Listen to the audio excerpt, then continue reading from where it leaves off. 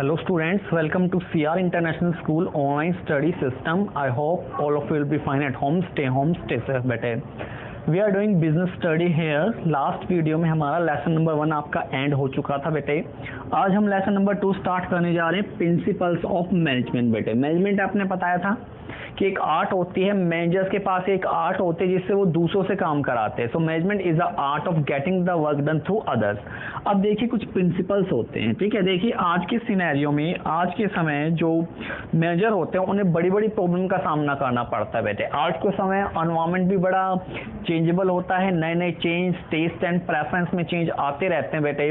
तो मैनेजर को भी उसी हिसाब से रिस्पॉन्स करना होता है बेटे. तो मैनेजर को उसी हिसाब से रिस्पॉन्स करने के लिए कुछ प्रिंसिपल्स या कुछ सिद्धांतों की आवश्यकता होती है बेटे. तो वो प्रिंसिपल्स होते हैं जो मैनेजमेंट को गाइडलाइंस प्रोवाइड कराते हैं. तो सबसे पहले हम प्रिंसिपल्स की मीनिंग देखते हैं या डेफिनेशन देखते हैं. तो व्हाट आर प्रिंसिपल्स? प्रिंसिपल्स होते क्या बेटे? तो प्रिंसिपल आर दो जनरल गाइडलाइंस. प्रिंसिपल क्या होते हैं? वो जनरल गाइडलाइंस होती है, कुछ सामान्य दिशा निर्देश या जनरल गाइडलाइंस होती है that provide help to the managers for taking the corrective action. ठीक है बेटे. तो मैनेजर्स को करेक्टिव एक्शन लेने की आवश्यकता पड़ती है, मैनेजर को सही निर्णय, सही डिसीजन लेने की आवश्यकता पड़ती है बेटे. तो जो प्रिंसिपल्स होते हैं आपके, तो प्रिंसिपल वो आपकी जनरल गाइडलाइंस होती है जो आपको, ठीक है, मैनेजर को समय समय पर डिसीजन लेने में सहायता करती है. क्योंकि मैंने बताया कि जो समय है वो काफ़ी कम्पेटिटिव हो चुका है. मैनेजर को बेटे छोटी से छोटी सिचुएशन का रिस्पॉन्स करना पड़ता है, ठीक है. तो इसीलिए बेटे उन्हें रिस्पॉन्स करने के लिए कुछ जनरल गाइडलाइंस की आवश्यकता पड़ती है, कुछ सामान्य दिशा निर्देश की आवश्यकता पड़ती है. तो प्रिंसिपल्स उन्हें जनरल गाइडलाइंस प्रोवाइड कराते हैं जिनके बेस पर मैनेजर जो है वो आगे डिसीजन ले पाते बेटे. सो प्रिंसिपल आर दो general guidelines which provide direction to the manager for taking the corrective action. तो सही एक्शन लेने के लिए वो आपको गाइडलाइंस प्रोवाइड कराकर देते हैं. जी.आर. टेरी की डेफिनेशन देखिए प्रिंसिपल्स की, क्या कहा है उन्होंने. G R. Terry said that the principle is a fundamental statement or truth. कि जो प्रिंसिपल्स होते हैं वो फंडामेंटल स्टेटमेंट, आधारभूत प्रक्रियाएं, फंडामेंटल स्टेटमेंट होते हैं, ठीक है, जो ट्रुथ होते हैं, जो सच होते हैं बेटे, ठीक है. तो principle is a fundamental statement or truth provide a guidelines for taking the action. तो जी.आर. टेरी ने भी कहा है कि भाई ये कुछ फंडामेंटल स्टेटमेंट या ट्रुथ होते हैं जो मैनेजर को एक्शन लेने में सहायता करते हैं. एडविन बी फ्लिप्पो ने देखिए क्या कहा है. A principle is a fundamental truth and it is generally stated in the form of cause and effect relationship. तो एडविन बी फ्लिप्पो ने कोज एंड इफेक्ट रिलेशनशिप पर ध्यान दिया है और कहा है कि भाई जो प्रिंसिपल ऑफ मैनेजमेंट होते हैं ये वो जनरल गाइडलाइंस होती है जो कोज एंड इफेक्ट रिलेशनशिप आपको फॉर्म करके देती है बेटे, ठीक है. तो ये होते हैं प्रिंसिपल जो मैनेजर्स को गाइडलाइंस प्रोवाइड कराकर देते हैं. अब देख लीजिए फीचर या नेचर ऑफ प्रिंसिपल. तो फीचर आ रहे हैं कि प्रिंसिपल किस होता है. सबसे पहला है यूनिवर्सल एप्लीकेबिलिटी. यूनिवर्सल एप्लीकेबिलिटी बेटे. देखिए यूनिवर्सल एप्लीकेबिलिटी आ जाए या ओल्ड परवेजिव आ जाए, इनका सेम ही मीनिंग होता है बेटे. ओल्ड परवेजिव भी सार्वभौमिक सत्य होता है और यूनिवर्सल एप्लीकेबिलिटी का मतलब भी सार्वभौमिक सत्य होता है जो सब जगह अप्लाई होता है. कहने का मतलब है जो प्रिंसिपल ऑफ मैनेजमेंट होते हैं बेटे, चाहे वो बिजनेस ऑर्गेनाइजेशन हो या फिर नॉन बिजनेस ऑर्गेनाइजेशन हो, सब जगह पर समान रूप से अप्लाइड होते बेटे. बिजनेस ऑर्गेनाइजेशन में भी हम मैनेजमेंट के प्रिंसिपल को फॉलो करते हैं और जो नॉन बिजनेस ऑर्गेनाइजेशन हो गए जिसमें क्लब्स आ गए, प्लेग्राउंड आ गया, आर्मी आ गया, एग्रीकल्चर फार्म आ गए, एजुकेशनल इंस्टीट्यूशंस आ गए बेटे, यहाँ पर भी ये जो प्रिंसिपल है वो समान रूप से अप्लाई होते हैं और ऑब्जेक्टिव प्राप्त करने में सहायता करते बेटे, ठीक है. तो जो प्रिंसिपल होते हैं मैनेजमेंट के बेटे ये यूनिवर्सल होते हैं, इक्वली एप्लीकेबल होते हैं बिजनेस और नॉन बिजनेस ऑर्गेनाइजेशन में, ठीक है. चाहे वो बिजनेस यूनिट हो, नॉन बिजनेस यूनिट हो, दोनों समान रूप से अप्लाई होते हैं. तो यूनिवर्सल वैलिडिटी होते हैं इनकी या यूनिवर्सल एप्लीकेबिलिटी होते हैं. सेकेंड है जनरल गाइडलाइंस. जनरल गाइडलाइंस यानी कि दिशा निर्देश, सामान्य दिशा निर्देश बेटे. तो जो प्रिंसिपल ऑफ मैनेजमेंट है वो मैनेजर्स को सामान्य दिशा निर्देश या गाइडलाइंस प्रोवाइड कराते हैं जिसके बेस पर वो डिसीजन लेते हैं बेटे। ठीक है भाई, मैनेजमेंट के जो प्रिंसिपल है वो साइंस के प्रिंसिपल की तरह नहीं है। देखिए साइंस के जो प्रिंसिपल है यानी कि फिजिक्स एंड केमिस्ट्री के जो प्रिंसिपल होते हैं ये तो क्लियर होते हैं एंड डेफिनेट होते हैं। भाई आपको पता है कि आउटकम क्या निकलने वाला है। आपको साइंस में पता होता है कि जब दो रिएक्शन आपस में भिड़ेंगी, दो रिएक्शन की जाएंगी तो उसका आउटकम क्या निकल कर आएगा बेटे, ये पता होता है। लेकिन मैनेजमेंट में हम आउटकम को प्रेडिक्ट नहीं कर सकते। हम ये नहीं कह सकते कि एक मैनेजर ने अगर सारे के सारे जनरल प्रिंसिपल फॉलो करे हैं तो उसकी कंपनी को प्रॉफिट ही होगा बेटे, ऐसा कुछ नहीं है। मैनेजमेंट में या बिजनेस में कभी भी आउटकम को प्रेडिक्ट नहीं किया जा सकता। बट साइंस के जो प्रिंसिपल होते हैं यानी कि फिजिक्स और केमिस्ट्री के जो प्रिंसिपल है उनका जो आउटकम या जो रिजल्ट है वो डेफिनेट और क्लियर होता है बेटे। ठीक है, तो आपको ध्यान रखना है कि जो प्रिंसिपल ऑफ मैनेजमेंट है वो केवल जनरल गाइडलाइंस प्रोवाइड करा कर देते हैं, उनके रिजल्ट को असर्टेन नहीं किया जा सकता। ठीक है, उनके रिजल्ट को प्रेडिक्ट नहीं किया जा सकता और ना ही इन्हें स्ट्रिक्टली कोई अप्लाई कर सकता है बेटे। ये केवल जनरल गाइडलाइंस आपको प्रोवाइड करा कर देते हैं। थर्ड है formed by practice and experimentation. तो जो प्रिंसिपल बने हुए हैं बेटे, जो भी प्रिंसिपल हम आगे पढ़ेंगे मैनेजमेंट के, वो प्रिंसिपल कैसे बने बेटे, तो बार बार प्रैक्टिस और एक्सपेरिमेंट करके बने हैं। मैनेजर के सामने एक प्रॉब्लम अराइज हुई है और उस प्रॉब्लम को सोल्व करने के लिए अलग अलग तरीके अपनाए गए हैं। जो बेस्ट तरीका आपको लगा उस प्रॉब्लम को सोल्व करने का, उसे ही हमने प्रिंसिपल का नाम दे दिया या प्रिंसिपल बना दिए। तो इसलिए कहा गया है भाई कि जो प्रिंसिपल ऑफ मैनेजमेंट है ये बेटे वेरियस जो प्रॉब्लम फेस्ड की प्रोफेशनल्स लोगों ने उन प्रॉब्लम के सॉल्यूशन के रूप में ये बनकर उभरे हैं। First of all problem are appear, problem सामने आई और फिर उसका एक सॉल्यूशन किया गया और उस सॉल्यूशन को ही बेटे हमने प्रिंसिपल का नाम दे दिया। फोर्थ है फ्लेक्सिबिलिटी। तो जो प्रिंसिपल्स हैं मैनेजमेंट के वो पूरी तरह से फ्लेक्सिबल होते हैं, उनमें आसानी से चेंज किया जा सकता है बेटे। ठीक है, ये नहीं कि आपको स्ट्रिक्टली अप्लाई ही करना है प्रिंसिपल्स को। ठीक है, तो ऐसा कुछ नहीं होता। फ्लेक्सिबिलिटी इनमें बहुत ज्यादा देखने को मिलते बेटे। आजकल जो एनवायरनमेंट है, बिजनेस एनवायरनमेंट है, लगातार चेंज होता रहता है और मैनेजर्स को उस चेंजिंग एनवायरनमेंट के अनुरूप, उसके समरूप ही बेटे रिप्लाई करना पड़ता है और रिस्पॉन्स करना पड़ता है। प्रॉब्लम सामने आती है, उस प्रॉब्लम को फिर सोल्व करना पड़ता है बेटे। पुराने प्रिंसिपल को ऑल्टर किया जाता है, नए प्रिंसिपल को प्रोपाउंड यानी कि उनका प्रतिपादन किया जाता है। तो देयरफॉर हम कह सकते हैं कि जो प्रिंसिपल ऑफ मैनेजमेंट है वो स्टैग्नेंट ना होकर या फिक्स्ड ना होकर, ठीक है, फ्लेक्सिबल रहते हैं। ठीक है, बिहेवियरल होते हैं, सिचुएशन को रिस्पॉन्स करते हैं बेटे। फिफ्थ पॉइंट आपका आ रहा है बिहेवियरल, मेनली बिहेवियरल। तो बेटे हर पर्सन, हर ह्यूमन का नेचर अलग अलग होता है, इसी तरह हर मैनेजर का नेचर भी अलग अलग होता है।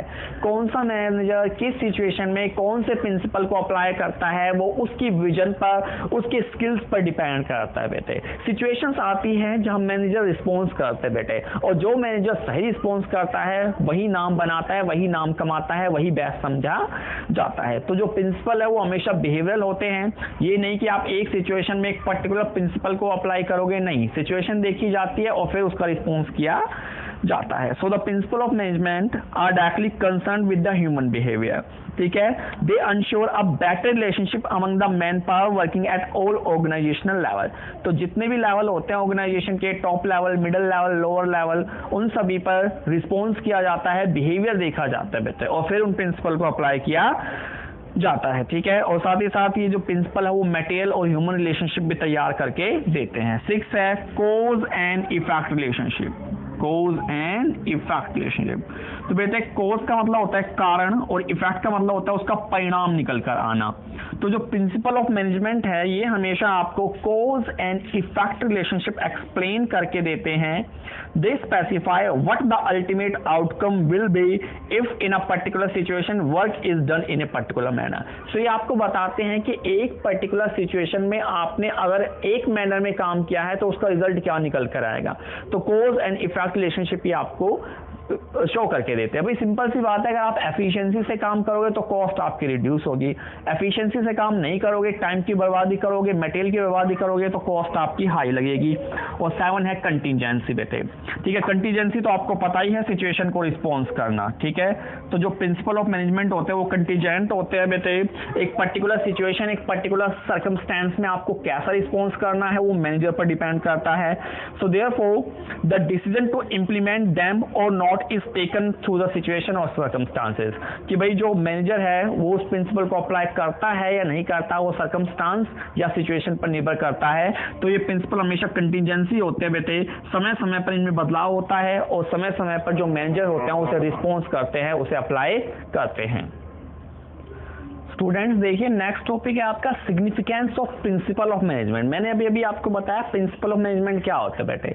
ये आपको जनरल गाइडलाइंस प्रोवाइड करा कर देते हैं, मैनेजर को जनरल गाइडलाइंस प्रोवाइड करा कर देते हैं कि उन्हें पर्टिकुलर सिचुएशन में क्या करना चाहिए। अब देखिए सिग्निफिकेंस यानी कि महत्व। अब हम इन प्रिंसिपल ऑफ मैनेजमेंट का महत्व पढ़ने जा रहे हैं। तो पहला महत्व है provide useful insight to the manager. तो ये मैनेजर्स जो होते हैं, ये प्रिंसिपल ऑफ मैनेजमेंट जो होते हैं, उन्हें क्या प्रोवाइड कराते हैं? Useful insight. इनसाइट का मतलब होता है आंतरिक दृष्टि। आंतरिक दृष्टि यानी कि चीजों को समझने की क्षमता, चीजों को ग्रहण करने की क्षमता या चीजों को रिस्पॉन्स करने की क्षमता। तो जब एक मैनेजर अच्छे तरीके से केयरफुली मैनर में इन प्रिंसिपल ऑफ मैनेजमेंट को समझ जाता है, उन्हें अंडरस्टैंड कर लेता है, तो उसे एक इनसाइट या इंटरनल विजन मिल जाती है, जिससे वो सिचुएशन को रिस्पॉन्स करना, ठीक है, सर्कमस्टेंसेस को रिस्पॉन्स करना, चेंजेस को रिस्पॉन्स करना सीख जाता है बेटे। तो सबसे बड़ा महत्व ये होता है कि ये जो मैनेजर होते हैं उन्हें एक आंतरिक दृष्टि मिलती है कि जिससे वो हर प्रॉब्लम का सॉल्यूशन निकाल सकते हैं। देखिए बताया हुआ है आपको बुक में कि principal of management makes the manager aware about the manner. तो जो प्रिंसिपल ऑफ मैनेजमेंट है वो, ठीक है, मैनेजर को अवेयर करते हैं। अवेयर का मतलब जागरूक करते हैं कि भाई उन्हें सिचुएशंस में कैसा रिस्पॉन्स करना चाहिए, और जो प्रीवियस मैनेजर ने मिस्टेक फॉलो की थी, जो गलतियां की थी, वो उसे नहीं दोहरानी है भाई, ठीक है, उसे वो गलतियां नहीं दोहरानी है। So in this way timely guidance, तो जो प्रिंसिपल्स हैं वो मैनेजर को टाइमली गाइडेंस प्रोवाइड कराते हैं, जिससे कि जो वेस्टेज ऑफ रिसोर्स है वो बेटे रिड्यूस होता है और जो ऑब्जेक्टिव है वो लेस एक्सपेंसिव मैनर में आपको प्राप्त हो जाते हैं। तो पहला फायदा क्या मिला कि इसने आपको इंटरनल विजन या इनसाइट प्रोवाइड करा के दी, जिससे कि मैनेजर जो है बेटे, ठीक है, प्रॉब्लम्स को रिपीट ना करके अच्छे मैनर में सोल्व करेगा। सेकंड है optimum utilisation of resources. Optimum utilisation of resources and effective administration. Effective administration. तो thanks to the principle of management जो ऑर्गेनाइजेशन के रिसोर्स होते हैं, देखिए किसी भी ऑर्गेनाइजेशन में दो तरह के रिसोर्स होते हैं। एक होता है फिजिकल रिसोर्स जिसमें plant, machinery, land and building आते हैं। दूसरा होता है ह्यूमन रिसोर्स जिसके अंदर मैन पावर आते हैं बेटे। So the function of management is nothing but to put them the optimum use. तो जो मैनेजमेंट का फंक्शन होता है उसके दौरान हम इन दोनों ही रिसोर्स को, चाहे वो ह्यूमन रिसोर्स हो या फिजिकल रिसोर्स हो, उनका ऑप्टिमम यूटिलाइजेशन या रेशनल यूटिलाइजेशन करते हैं, जिससे कि उनकी वेस्टेजेस को कम किया जाता है। And it is only possible through the principle of management. Principal of management से ही उनका ऑप्टिमम यूटिलाइजेशन किया जाता है। और सेकंड है इफेक्टिव एडमिनिस्ट्रेशन, यानी कि प्रभावी प्रशासन हम कर पाते हैं, ठीक है। So primary need of every organisation is the administrative system should be effective. तो हर ऑर्गेनाइजेशन को चाहिए कि उनका जो एडमिनिस्ट्रेटिव सिस्टम होता है वो काफी इफेक्टिव और प्रभावित हो बेटे। एडमिनिस्ट्रेशन अच्छा होना चाहिए, प्रशासन अच्छा होना चाहिए, जो ऊपर के लोग हैं वो अच्छे होने चाहिए बेटे। This is made possible only with the help of principal of management. और ये किससे पॉसिबल होता है बेटे? केवल प्रिंसिपल ऑफ मैनेजमेंट है। तीसरा महत्व है, तीसरे लाभ है बेटे scientific decision. Scientific decision, scientific decision का मतलब होता है बैलेंस्ड डिसीजन लेना बेटे, ठीक ठाक बैलेंस्ड डिसीजन लेना। So thanks to the principle of management, ये मैनेजर को टीच करता है, मैनेजर को सिखाता है कि वो एक बैलेंस्ड डिसीजन ले सके। The principle of management provide necessary training. तो इन प्रिंसिपल को सीख के या समझ के मैनेजर को एक तरह से ट्रेनिंग मिल जाती है, जिससे कि वो अच्छे बैलेंस्ड डिसीजन और साइंटिफिक डिसीजन ले पाता है बेटे। फोर्थ है meeting the changing environmental requirement. तो भाई एनवायरनमेंट जो है वो बार बार चेंज होता रहता है। पॉलिटिकल एनवायरनमेंट हो गया आपका, ठीक है, कल्चरल एनवायरनमेंट आपका हो गया, इकोनॉमिकल एनवायरनमेंट हो गया।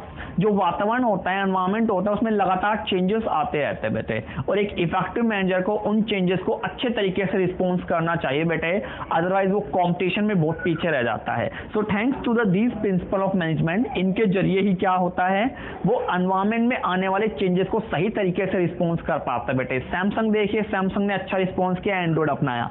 नोकिया ने अच्छा रिस्पॉन्स नहीं किया, नोकिया एंड्रॉइड नहीं अपना पाई बेटे, जिसके कारण वो कंपटीशन में, मार्केट में बहुत पीछे रह गई। So thanks to the these principle, जो मैनेजर होते हैं वो एनवायरनमेंट में आने वाले चेंजेस को अपनाते हैं और रेस में आगे रहते हैं बेटे।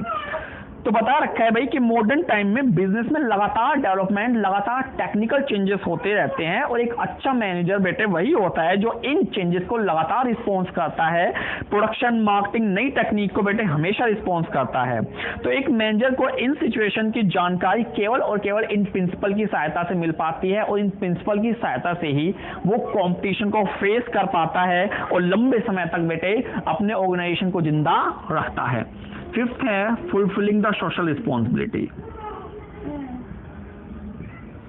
आप सबको पता है जो ऑर्गेनाइजेशन होते हैं उन्हें रिसोर्स कहाँ से मिलते हैं, सोसाइटी से मिलते हैं। सोसाइटी से उन्हें रिसोर्स मिलते हैं, सोसाइटी में वो बिजनेस ओपन करते हैं, सोसाइटी ही उनके प्रोडक्ट को यूज करती है बेटे। तो जब सारा काम आप सोसाइटी से करते हो तो सोसाइटी या सोशल रिस्पॉन्सिबिलिटी जो आपकी अराइज होती है उसे आपको डिस्चार्ज करना चाहिए, उसे आपको फुलफिल करना चाहिए।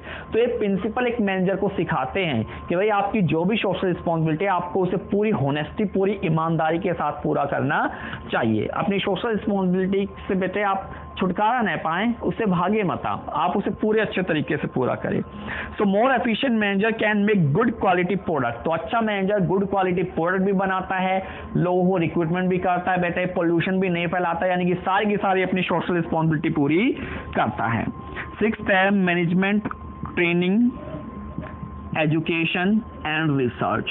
तो इन प्रिंसिपल की सहायता से एक तरह से ये मैनेजर्स को ट्रेनिंग प्रोवाइड कराते हैं, एजुकेशन यानी कि शिक्षा प्रोवाइड कराते हैं, और साथ ही साथ कुछ नई रिसर्च करने के लिए भी ये प्रेरित करते हैं बेटे। जिन्हें इन प्रिंसिपल का अच्छे से ज्ञान होता है, अंदाजा होता है, वो लगातार बेटे डेवलपमेंट, रिसर्च की तरफ भागते हैं, और जिन्हें अंदाजा नहीं होता वो स्थिर रहते हैं, और स्थिर रहकर कोई भी बेटे नंबर 1 पोजीशन हासिल नहीं कर सकता। So the advantage of the principle of management encourage the researchers to bring more improvement। तो ये एडवांटेज है भाई इन प्रिंसिपल का कि वो ज्यादा से ज्यादा इंप्रूवमेंट के लिए एंकरेज करता है मैनेजर्स को। The attitude of manager has moulded, जो मैनेजर का एटीट्यूड होता है बेटे उसमें बदलाव करता है, उसे मोल्ड करता है, ठीक है, and itself in a fashion that they are doing consciously and unconsciously something new।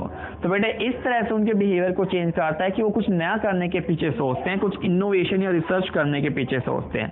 The principle of management are actually providing education and training. तो जो प्रिंसिपल ऑफ मैनेजमेंट है मैनेजर्स को एजुकेशन एंड ट्रेनिंग प्रोवाइड कराते हैं, जिससे कि बेटे वो थ्योरेटिकल और प्रैक्टिकल दोनों में उनको फायदा होता है, वो प्रैक्टिकल यूज कर पाते हैं उसका, और साथ ही साथ जो है बेसिकली ऑर्गेनाइजेशन के ऑब्जेक्टिव को अचीव करने में सहायता कर पाते हैं। तो ये था आपका significance of principal of management. महत्व थे बेटे, जिससे कि मैनेजर को एक आंतरिक दृष्टि मिलती है, जिससे कि वो सॉल्यूशन प्रॉब्लम करता है। साथ ही साथ रिसोर्स को इफेक्टिव यूटिलाइजेशन और एडमिनिस्ट्रेटिव सिस्टम भी बढ़िया बनाता है, बैलेंस डिसीजन लेने में सहायता करता है, ठीक है, एनवायरनमेंट में जो लगातार चेंजेस आते हैं उन्हें लगातार कंटिन्यूअसली रिस्पॉन्स करता है, और साथ ही साथ अपनी सोशल रिस्पॉन्सिबिलिटी को डिस्चार्ज करता है, और एजुकेशन, ट्रेनिंग वगैरह भी प्रोवाइड कराता है, उन्हें एंकरेज करता है कि वो कोई ना कोई नई इनोवेशन या डेवलपमेंट करते रहें बेटे। Thank you very much, stay home, stay safe.